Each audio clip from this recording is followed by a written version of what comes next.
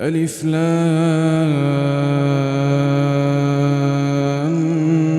ميم. ذلك الكتاب لا ريب فيه هدى للمتقين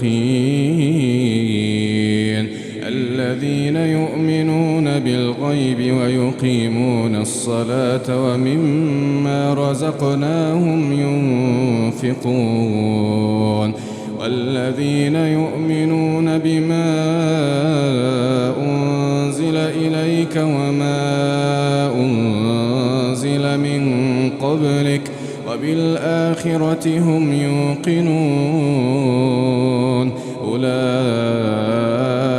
على هدى من ربهم وأولئك هم المفلحون.